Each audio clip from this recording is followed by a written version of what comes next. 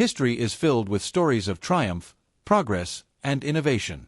But alongside these tales are moments of unimaginable pain and suffering, events we must remember to honor those who endured them and to learn from their tragedies.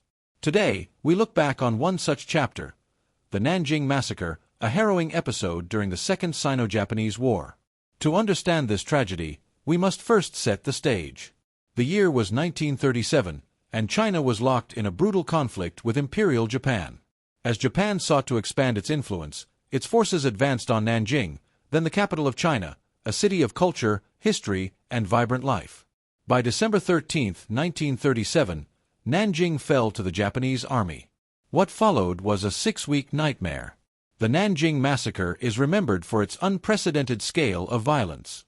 Estimates suggest that over 200,000 civilians and prisoners of war were killed. Entire neighborhoods were burned, families torn apart. Reports detail widespread sexual violence, with tens of thousands of women assaulted. The sheer brutality inflicted upon the city remains almost impossible to fathom. Yet within this darkness, we find glimmers of humanity. Survivors have shared their stories, testimonies of resilience and survival. One survivor recounted her harrowing escape. "I thought I would die that night, but I held my breath and prayed." Amid the horror, individuals like John Rabe, a German businessman, emerged as unexpected heroes. Rabe, along with other foreign nationals, established the Nanjing Safety Zone, a refuge that saved tens of thousands of lives. His diaries remain a vital account of the atrocities. Their actions remind us that even in the darkest times, acts of courage and kindness endure. After the war, efforts were made to bring the perpetrators to justice. Trials were held, and some accountability was achieved, but the legacy of denial and historical disputes persists to this day.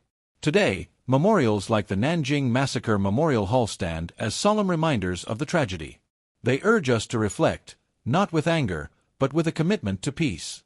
As we close this chapter, let us not turn away from the lessons it offers. The Nanjing Massacre teaches us the profound cost of war and the enduring power of remembering history. By honoring the past, we safeguard the future. Thank you for joining me on this journey through history.